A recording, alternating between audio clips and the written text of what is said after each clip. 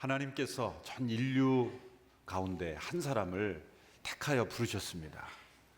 창세기 11장까지 하나님께서 전 인류를 한꺼번에 다루시다가 그 가운데 간헐적으로 사람들이 선택을 받고 또 하나님께 쓰임을 받은 사람들이 있었지만 아주 짧은 기사로 언급되었을 뿐입니다.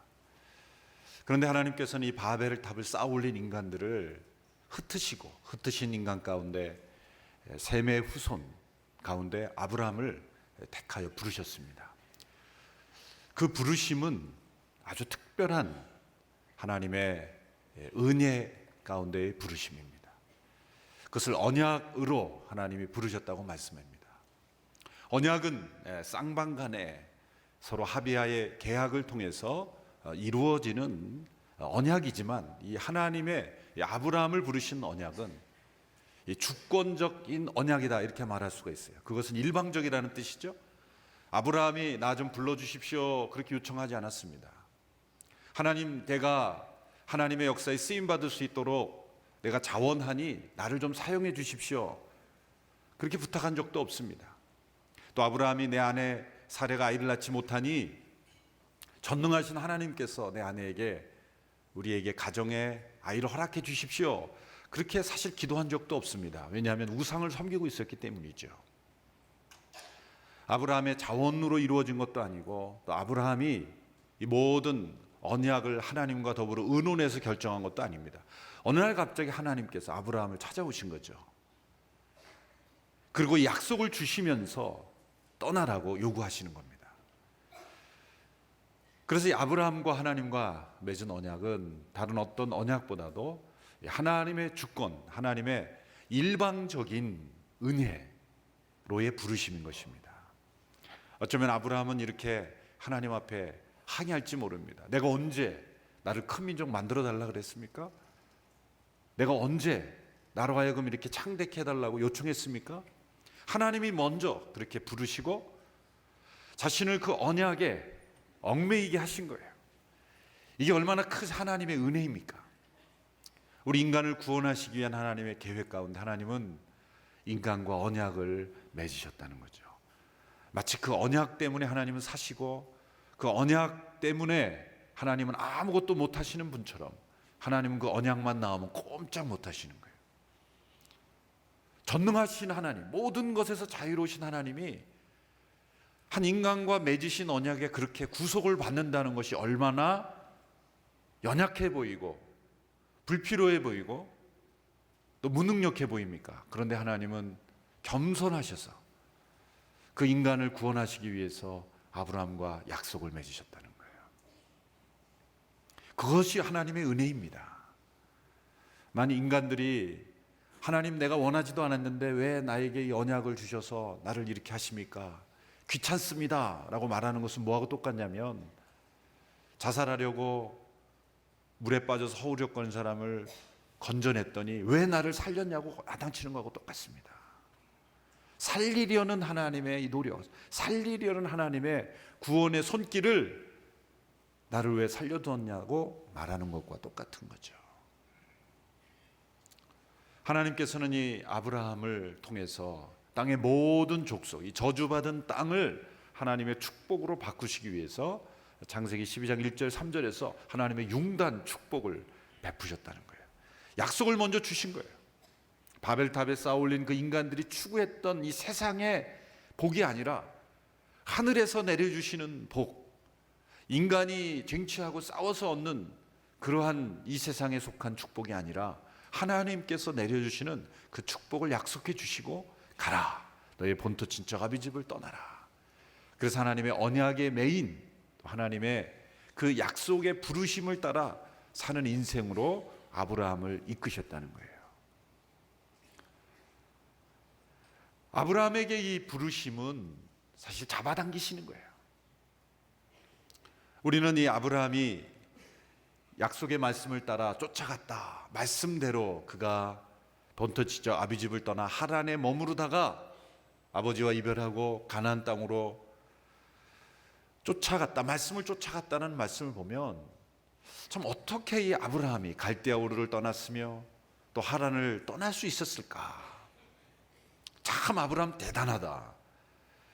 그래서 사실 이 단계에 있는 아브라함의 믿음을 너무 과대평가하는 경향이 좀 있어요. 그러나 면밀하게 살펴보면, 그리고 이 오늘 본문을 비롯해서 이후에 아브라함의 인생을 종합해서 보면 사실 아브라함이 위대해서 그가 하나님의 말씀을 다른 사람이 쫓아올 수 없는 그런 위대한 믿음의 수준이 있었기 때문에 따라간 것이 라기보다는 갈 수밖에 없었던 거예요.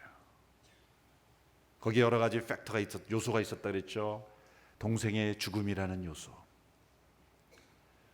또 아이를 낳지 못하는 그런 아내로부터 받는 그런 긴장과 스트레스, 여러 가지 종합적인 상황을 통해서 하나님은 아브라함을 몰아붙이신 거죠.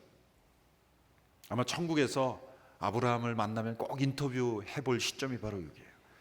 그때 어떻게 하나님이 부르셨고 도대체 무슨 생각으로 따라갔느냐. 그럼 저는 틀림없이 아브라함이 이렇게 대답할 거예요. 당신이 내 입장이라도 갈 수밖에 없었을 것이다. 그게 부르심이에요. 그게 부르심이에요.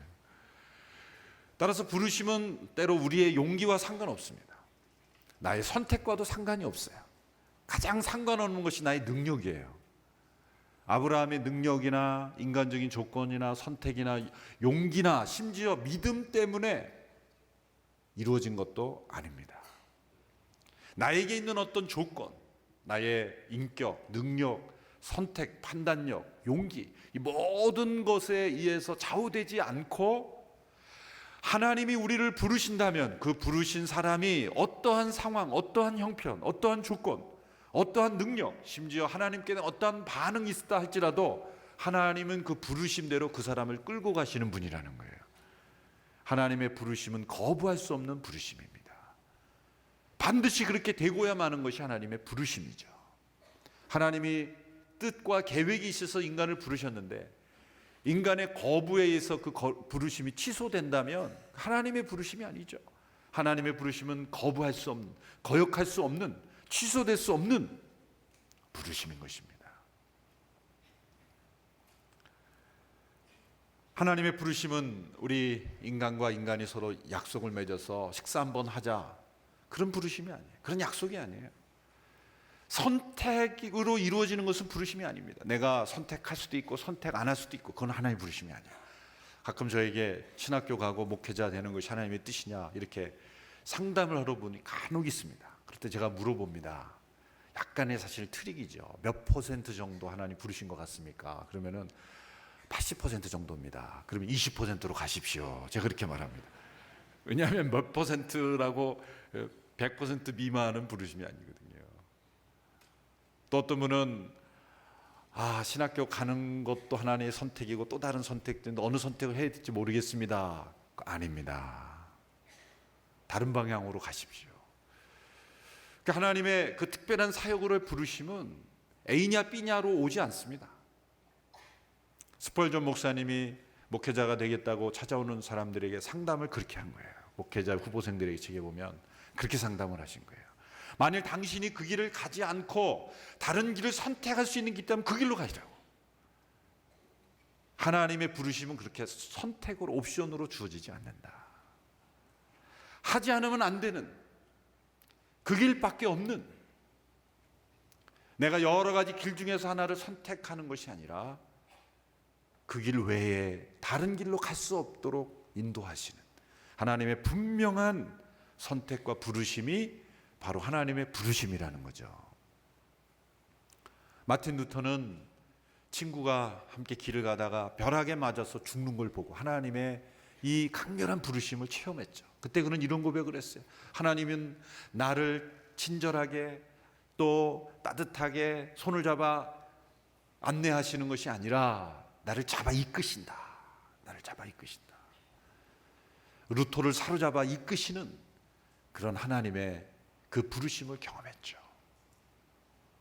우리 모두의 어떤 삶 속에서 각자가 다른 상황 속에서 다른 음성으로 내가 포기할 수 없는 하나님의 부르심으로 우리를 부르시는 거예요. 그게 하나님의 부르심입니다. 그래서 아브라함이 왜 어떻게 이렇게 하나님의 부르심을 따라 순종해서 갔느냐라고 말할 때는 그렇게 할 수밖에 없었던 거예요. 그게 어떤 상황인지 어떤 음성인지 우리는 다 이해할 수 없지만 우리가 믿음의 삶을 살아가다 보면 이건 분명히 하나님의 부르심이라고 확신할 수밖에 없는 그런 순간들이 있지 않습니까? 모든 상황 속에서 내 개인적인 내적인 음성을 통해 때로는 사람의 음성이 아닌데 하나님의 음성으로 생생하게 들려올 때도 있죠. 어거스틴은 그런 음성을 들었어요. 방탕한 삶을 살고 있을 때 집어서 읽어라. Take and read. 집어서 읽어라. 그냥 그런 음성이 들린 거예요. 성경을 집어서 읽었더니 로마서 13장에 어둠의 일을 벗고 빛의 값을 입어라. 그 말씀을 통해 어거스틴이 완전히 회심했지 않습니까? 때로 우리가 이해할 수 없는 신비한 상황과 꿈과 계시를 통해서도 하나님 우리의 삶을 전혀 다른 인생으로 부를 수가 있다는 거예요. 그런데 그 부르심이 정말 하나님의 부르심인지를 아는 두 가지 방법이 있어요. 첫 번째는 그 부르심을 포기할 수 있는 유혹을 견딜 수 있느냐 없느냐예요. 만약 내가 포기할 수 있다면 하나님의 부르심이 아니에요. 포기해도 그 길을 가게 됩니다. 그게 하나님의 부르심이에요. 뭐 일부러 포기할 필요는 없어요. 그런데 내가 견딜 힘이 없다. 그러면 포기해보세요. 반드시 그 길로 가게 됩니다. 하나님은 별대로 부르신 자를 버리지 않기 때문이에요. 나는 힘이 없어서 포기할 수 있어요. 그게 바로 오늘 나타난 이 아브라함의 모습이에요. 하나님의 부르심을 따라 삶을 시작을 했는데 그 모든 환경과 상황과 조건이 너무나 힘들었기 때문에 때로는 그 부르심에서 이탈하는 삶을 살 수가 있어요. 그러나 하나님은 절대 포기하지 않습니다. 내가 포기한다고 해도 포기되지가 않아요. 하나님은 부르신 자를 반드시 그 부르심의 길 가운데로 다시 오고야 말게 하시는 거예요. 사실 그런 과정을 우리는 다 어느 정도 체험하고 삽니다. 하나님의 부르심을 따라 살다가도 엉뚱한 길로 가다가 여러 가지 위험과 어려운 상황을 겪고 나서 이렇게 얘기하죠. 이 길이 아닌가 봐. 그러고 다시 돌아오죠. 하나님의 정상적인 부르심 가운데 때로 우리는 쉬운 길, 빠른 길, 또 평안한 길을 선택하지만 하나님의 부르심 가운데는 그렇지 않거든요. 하나님의 부르심 가운데는 편안한 길, 쉬운 길이 아니라 때로는 어려워 보이고 좁은 길이고 내가 선택하기 싫어하는 그러한 길일 수도 있어요. 그렇지만 두 번째 이 하나님의 부르심인가를 확인할 수 있는 길은 하나님의 부르심 가운데 있으면 내가 과거에는 나의 선천적인 능력으로는 할 수 없는 일들을 내가 할 수 있게 된다는 거죠. 아브라함은 아이를 낳을 수 없는 그 아내를 통해서 큰 민족을 이루게 되고 땅이 없는 그런 갈대아 우르에서 이주해 온 아브라함에게 그 가나안 땅을 하나님이 주시고 그리고 땅의 모든 족속의 복의 통로가 되는 일, 그게 아브라함의 능력으로 되는 것입니까? 아니죠. 하나님의 부르심 가운데 있으면 나의 능력으로는 도저히 이룰 수 없는 일을 하나님이 이루게 하신다는 거예요.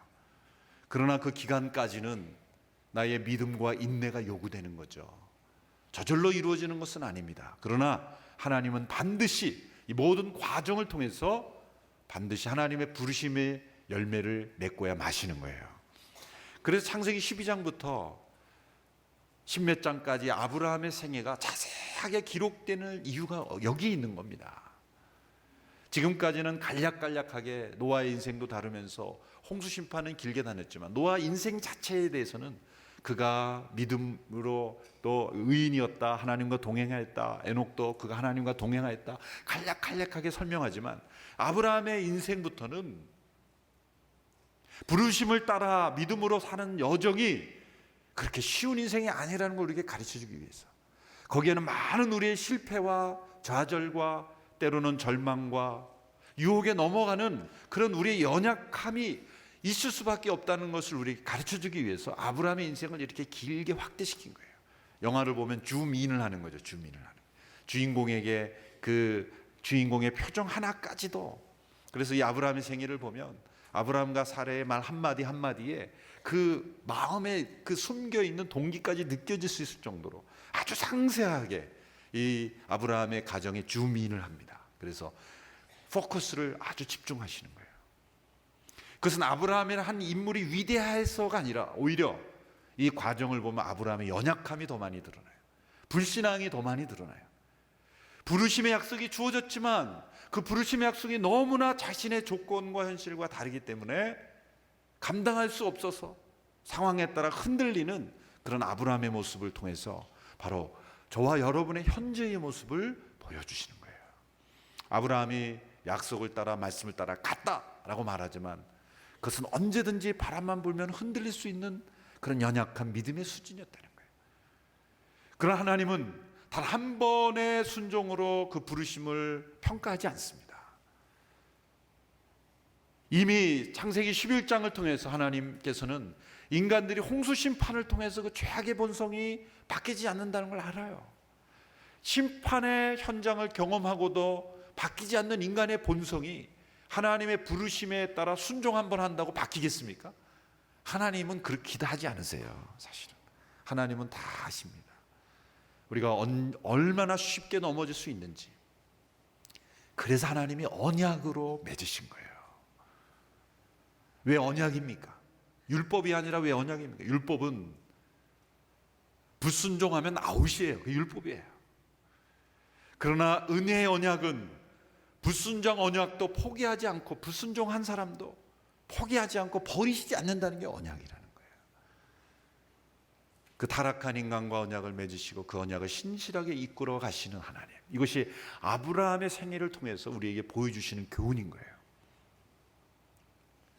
그래서 앞으로 아브라함의 인생에서 12장 이후에 일어나는 아브라함의 모든 사건, 아브라함의 일거수일투족의 모든 해석은 어디에 근거했냐면 어제 주어진 말씀 창세기 12장 1절에 3절에 하나님이 아브라함에게 주신 약속의 근거에서 해석을 하면 되는 거예요. 너무나 쉬운 거예요. 우리 인생의 해석은 어디서 가능합니까? 하나님의 말씀과 약속에서 해석이 가능한 거예요. 역사를 창조하시고 주관하시는 그 하나님의 관점이 아니고는 우리 인생은 해석되지 않는 거죠. 아브라함은 한 사람의 인물의 어떤 위대함이나 그의 어떤 요소를 우리가 평가하기보다는 아브라함과 언약을 맺으시고 신실하게 지켜가시는 그 하나님의 관점에서 이 아브라함의 인생을 우리가 평가해야 올바른 해석이 가능하게 되는 것입니다. 이러한 하나님의 부르심이 거부할 수 없는 부르심이라 할지라도 때로 우리의 순종의 첫걸음은 연약할 수 있습니다. 일단 아브라함의 순종이 연약했다는 걸 어디에서 알 수 있습니까? 어제 말씀해 보면 아버지 데라에 의해서 제지됐지 않습니까? 갈대아 우르를 떠나서 사도행전에 보면 여호수아와 사도행전에 보면 갈대아 우르에서 떠났는데 하란의 중간에 교차로로 가는 곳에 머물렀죠. 찾아보니까 데라라는 그 아버지의 이름이 뜻도 지체하다 그런 뜻이라고 했죠. 이름부터 지체하는 사람이었어요. 하나님의 부르심을 따라 떠났지만 아버지가 나 가기 싫다 그러면 갈 수 없는 상태의 믿음이었다는 거예요.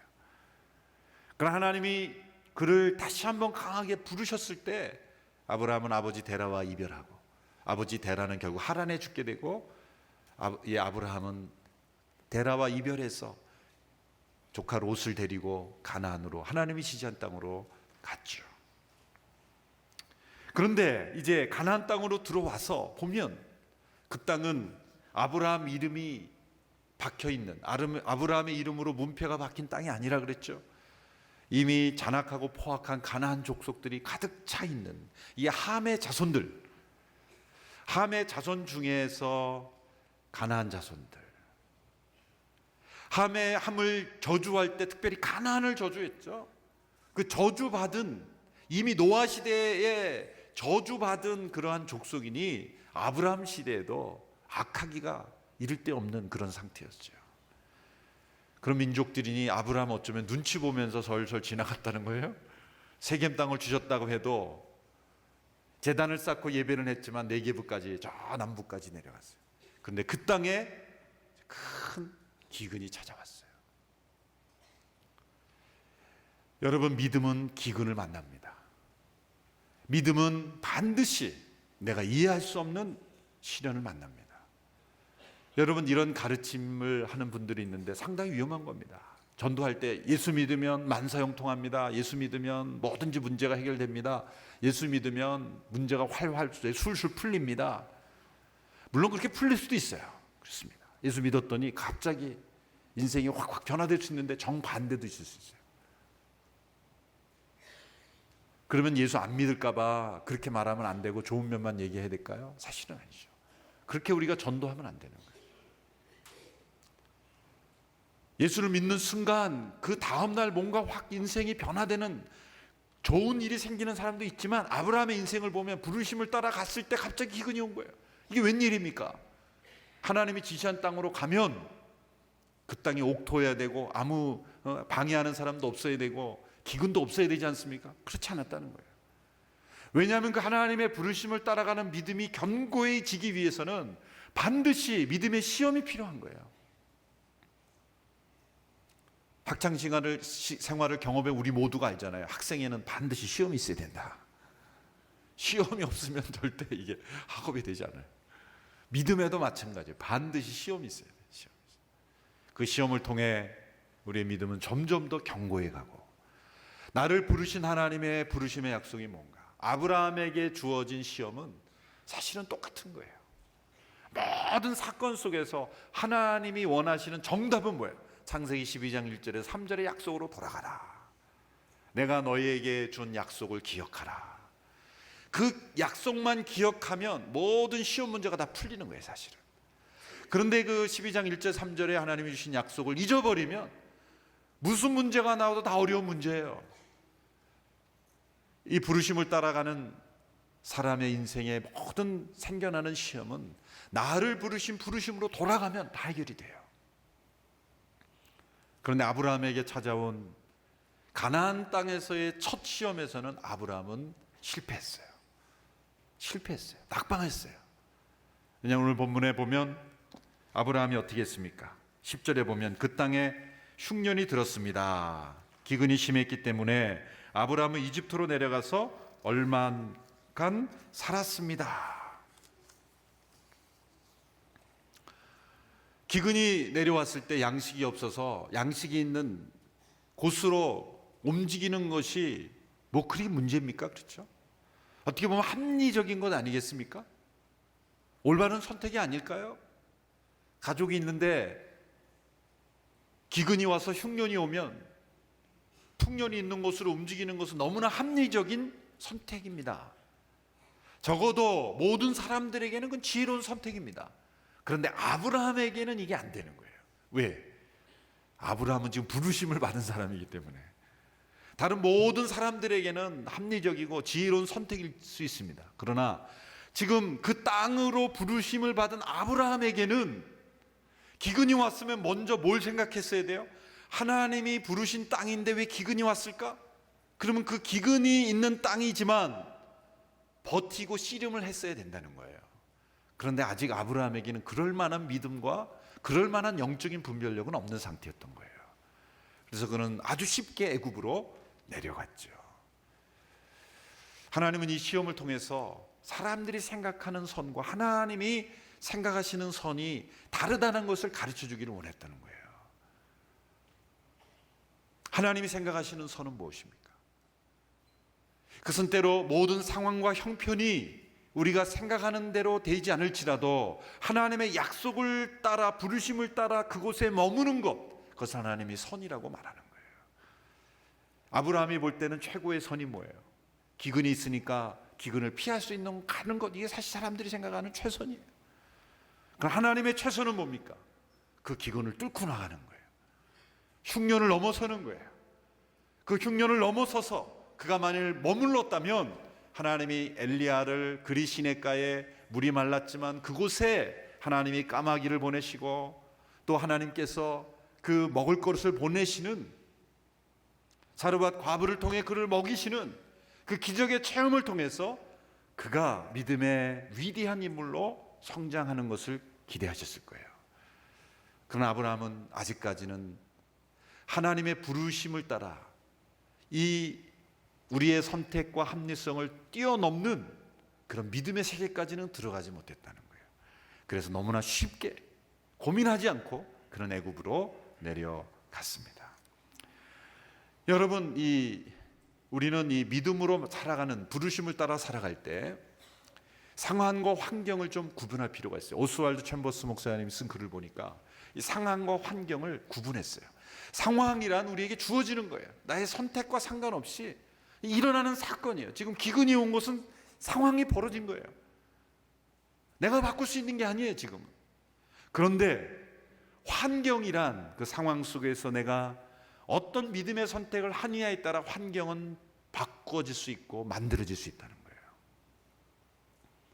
넓게 보면 다 환경이라고 말할 수 있지만 오스왈드 챔버스 목사님 그걸 구분한 거예요. 우리의 환경 속에는 내가 어찌할 수 없는 상황이라는 환경도 있지만 내 믿음의 선택에 따라서 얼마든지 바뀔 수 있는 환경, 내가 만들어낼 수 있는 환경도 있다는 거예요. 기근이 왔습니다. 약속의 땅에 기근이 왔지만 아브라함이 그 상황 속에서 만약 믿음의 선택을 했다면 환경은 바뀌어질 수 있을 것이다. 내가 어찌할 수 없는 상황에 이끌리는 인생이 아니라 그 상황 속에서 믿음의 선택을 통해 그 환경을 바꾸고 만들어가는 우리 모두가 될 수 있게 되기를 축원합니다. 온도계도 두 가지 종류가 있죠. 그냥 현재의 온도를 나타내는 그 표시하는 온도계가 있고 온도 조절기가 있어요. 온도를 낮추고 올릴 수 있는 온도 조절기가 있어요. 믿음의 삶이란 온도계 같은 게 아니에요. 지금 상황이 지금 날씨가 더우니까 온도계가 올라가는 걸 그대로 온도를 보여주는 인생, 상황에 이끌려가는 인생이 있고 지금 바깥의 상황은 덥지만 온도 조절기를 움직이면 지금 환경을 바꿀 수 있는 온도 조절계와 같은 인생, 그것이 바로 믿음의 선택이라는 거예요. 기근이라는 상황 속에서도 하나님이 원하시는 환경을 우리는 믿음으로 만들어갈 수 있다는 것, 하나님은 그것을 아브라함에게 체험시켜 주시기를 원하셨다는 거예요. 그런데 실패했습니다. 이제 아브라함은 애굽으로 내려가서 큰 위험에 도달하게 되죠. 그것은 아내를 바로에게 빼앗길 뻔한 위험입니다. 불신앙의 선택은 반드시 위험을 가져온다는 거예요. 이 위험은 하나님께서 우리를 괴롭히시기 위해서 주시는 것이 아니라, 괘씸해서 주시는 것이 아니라 하나님의 부르심 가운데 우리가 온전히 거할 수 있도록 하기 위해서 하나님이 우리를 인도해 가시는 것입니다.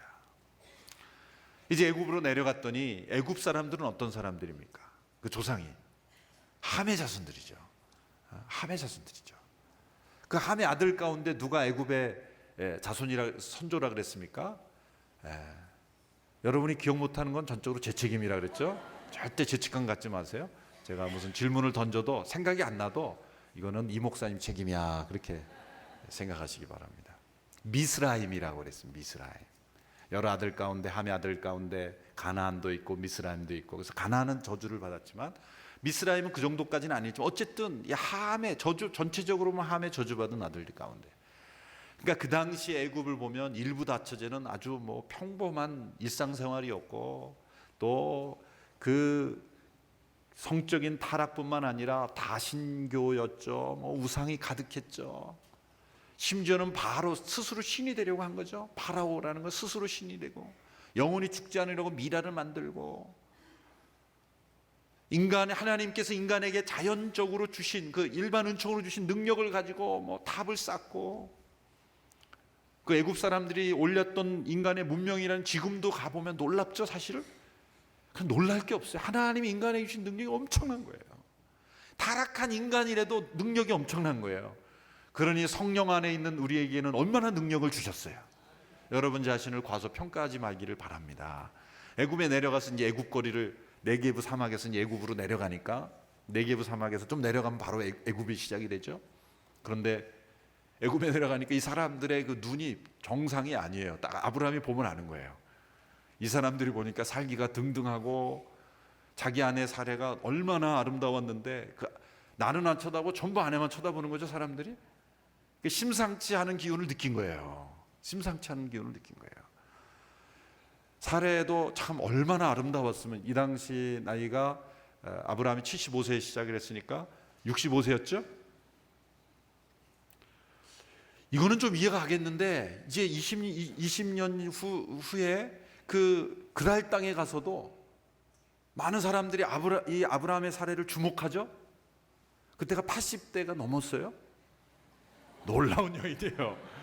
80대 넘었는데도, 죄송합니다. 80대 넘으신 우리 어르신 권사님들 죄송합니다. 예. 그 주목을 받으니 60대 얼마나 주목을 받았겠어요. 참, 그것도 괴로운 일이죠. 그러니까 아브라함이 두려운 거예요. 그 두려움 속에 순간 인간적인 생각을 한 거예요. 만일 아내라고 공적으로 시인하면 나는 뒷골목에서 죽임당할 수 있을 거다. 테러당할 이 분위기를 보니까 지금 그런 거예요. 지금 얼마나 살기가 등등해서 아브라함이 그렇게 두려워했겠어요. 딱 보면 안전한 도시가 있고 살기가 등등한 슬럼과 비슷한 분위기가 느껴졌겠죠. 그러니까 순간 또 아내를 그렇다고 하녀라고 하면 평생 아내한테 야단 맞으면서 살 것 같으니까 누이라고 하자. 사실 이복 누이니까 거짓말은 아니다, 이렇게 합리화한 거죠. 사실은 이복 누이였지만 그 당시에는 인구가 많지 않았기 때문에 아마 근친 결혼이 많이 일었기 때문에 이복 누이하고 결혼한 거죠. 그런데 사실은 거짓말이죠. 자기가 살려고. 자, 이런 아브라함의 인격, 이런 수치스러운 일을 왜 성경에 기록했겠습니까? 아브라함이 인격적으로 훌륭해서 선택한 게 아니라는 걸 보여주는 거예요. 아브라함에게 있는 어떤 인격적 자질 때문에 하나님이 그를 믿음의 조상으로 세운 것이 아니라는 것을 이 사건 하나가 보여주는 거죠. 자기가 살려고 아내를 위험에 처하게 한 거예요. 결국 바로의 소문이 나기 시작했어요. 바로의 신하들에게 들어가고, 신하들이 그 군의 식당에서 막 얘기하는 걸 보니까 바로가 지나가면서 그런 멋진 여인이 있어? 그러면서 불러와, 이렇게 된 거죠. 그래서 사례는 바로의 궁에 불려갔어요. 그 대가로 아브라함은 많은 여기 낙타, 암수나기, 왕소, 엄청난 선물을 받았죠.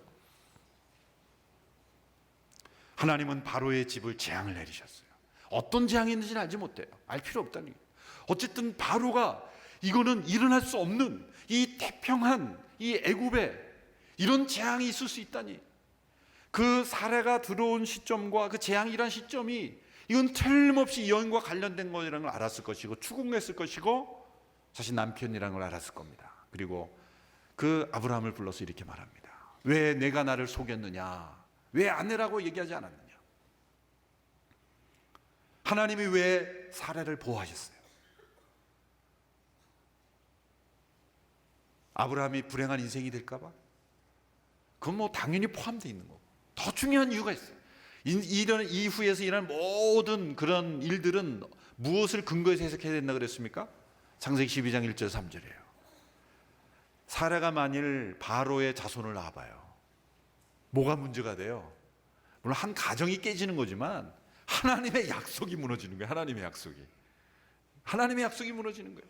아브라함과 사라를 통해서 지금 자손을 낳아야 이게 하나님의 역사가 이루어지는데, 여러분, 하나님의 약속을 대적하는 것은 당대의 최고의 권력자인 바로도 무너뜨릴 수가 없다는 거예요.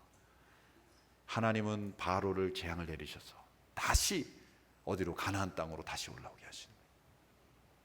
하나님은 하나님의 약속을 지키시는 거예요. 그래서 사례를 보호하시는 거예요. 그래서 그들은, 이 아브라함과 사례는 큰 재물을 이끌고 애굽에서 쫓겨나게 되죠. 돌아올 때 아브라함과 사례가 말을 했을까 안 했을까요? 서로 당분간 냉전기가 흘렀을 것이라고 생각합니다. 아마 아브라함의 얼굴에는 오손지가 그려졌을지도 모르고, 아마 세속적인 사람이었더라면 신나서 서로 이 재물 봐라 이러고 왔을지 몰라요. 야, 이렇게 해도 우리가 부자가 되네 그러면서 아주 그 재물 때문에 신나고, 일부러 그렇게 사기쳐서 돈 버는 사람도 있잖아요, 요즘 세상에 보면. 그런데 그들은 기쁠 수가 없었죠. 왜냐하면 분명하게 하나님의 약속이 생각났기 때문이에요. 우리가 기근이 났다고 움직이니까 이런 일이 생겼구나. 그런데 더 놀라운 것은 우리는 불순종했고 하나님의 부르심을 붙잡지 못했는데 우리가 나올 때 보니까 하나님이 우리를 축복하셨네. 불순종했기 때문에 축복받은 게 아니라 불순종에도 불구하고 하나님은 창대케 하려는 약속을 이루어가고 계시는 거예요. 신비로운 하나님의 부르심 가운데 있는 거예요. 꼼짝 못하는 거예요. 하나님의 부르심은 거역할 수 없다. 취소되지 않는다. 인간의 불순종, 연약함, 그리고 불신앙에도 불구하고 하나님의 부르심은 거절할 수 없다. 반드시 그 길로 가야만 한다. 그러니까 이렇게 불순종의 세월을 많이 지나고 나서 순종하는 게 지혜롭습니까? 아니면 그냥 빨리 순종하는 게 좋습니까? 사실은 빨리 순종하는 게 좋아요. 그러면 아브라함과 사례처럼 부부관계가 그렇게 나빠지지 않아요. 훨씬 더 건강하게 그렇게 살아갈 수가 있죠. 그러나 현실은 어떻습니까? 우리는 하나님의 약속보다는 현실을 더 크게 보기 때문에 상황에 이끌리는 인생, 약속에 이끌리고 부르심을 따라 이끌리는 인생이 아니라 상황에 이끌리고 또 나의 불신앙에 의심과 두려움에 이끌리는 인생을 살기 때문에 우리는 이 믿음의 굴곡을 겪을 수밖에 없는 것입니다. 제가 예전에 주일 설교에서 간증했지만 오늘 한 번만 더 하겠습니다. 저는 대학을 졸업하고 신학대학원에 입학했습니다. 그러고 나서 군대를 갔어요. 휴학하고 군대를 갔어요. 그러면 제가 이제 군에서 제대를 하면 어디로 가야 됩니까? 신학교로 다시 가야 되잖아요. 부르심을 분명히 받았기 때문에. 그런데 군 생활하면서 이 부르심이 이게 믿음이 흐려져서 처음에는 열심히 훈련 받을 때는 불을 켜고 다 주는데도 성경 읽고 그랬는데 시간이 흘러가면서 이게 믿음이 약해졌어요. 그래서 그냥 다시 직장 생활로 돌아가고 싶었어요. 그 직장 생활하는 평범한 성도로 살고 싶었어요. 왜냐하면 신학교로 다시 갈 생각하니까 어려서 고향 교회에서 목사님이 그 여러 권사님들한테 멱살 잡히던 생각이 자꾸 나가지고 목사는 저렇게 멱살 잡히는 거구나. 그 교회를 이전해야 되는데 너무 교회가 비좁고 이제 그래서 이사를 가야 돼요. 그걸 팔아서 다시 지어야 되는데 몇몇 분들이 내가 헌금해서 이 벽돌 내 헌금으로 한 건데 내 눈에 흙이 들어서까지는 못 간다 그러면서 막 예배꾼 나오는데 그 나이도 지긋하신 목사님이 멱살을 잡고 흔드는 것을 제가 봤어요. 어릴 때인데 지금까지도 잊혀지지가 않아요. 그저 멱살 잡히기 싫다. 그래서 그냥 직장 생활 하고 싶다. 그리고 한 군데 취업도 해놓고 그러고 있었어요 제가. 근데 군에서 나오기 3개월 전인가 여기에 혹이 나기 시작했어요. 혹이 나기. 근데 그 부풀러 오는 속도가요. 하룻밤 지나면 막 부풀러 오기 시작하는데 풍선 불어오듯이. 나중에는 그 북한에 있던 어떤 김씨 그분하고 거의 유사한 수준에 이렇게 됐어요. 수술을 해야 되는데 군의관들이 다 못하겠다는 거예요. 너무 위험한 부위라서 나도 제대해야 되는데 나 수술 안 하겠다 자꾸 그러는 거예요. 그래서 연대에 있던 군의관이 저를 수술을 잘해줄 수 있는 병원으로 저를 이렇게 데리고 다니고 있는데 저를 데리고 간 곳이 어디냐면 제가 입학한 신학교에서 2정거장 떨어진 곳으로. 저는 소름이 끼쳤어요. 그 대한민국의 그 많은 병원 중에서 왜 나를 그곳으로 끌고 갔을까? 하나님이 제 목을 치셔서 부르심 가운데 다시 돌아오는 거예요. 보름 동안 병원에 누워 있으면서 부르심이 회복이 되는 거예요. 내가 너를 불렀는데 너 어디로 가냐? 그래서 제 목에 보면 흉터가 있습니다. 어떤 분은 오해하시는 거죠. 과거에 조폭이 아니었냐 이렇게 오해하시고. 하나님이 만지신 상처예요. 그래서 저는 늘 조마조마합니다. 언제 이쪽에서 칼이 날아올지. 살짝 되셨어요. 의사들이 95% 재발한다 그랬는데 아직까지 재발이 안 됐어요. 의학적으로 보면 재발하는 병이었는데 하나님이 믿음의 시험으로 부르심 가운데 다시 올리기 위해서 하나님께서 제 목을 칼로 살짝 이렇게 상처를 남겨주셨습니다. 부르심을 거역하면 상처 입고 가게 됩니다. 저는 상처 입고 왔지만 여러분 상처 안 입고 가시는 여러분의 삶이 될 수 있게 되기를 축원합니다.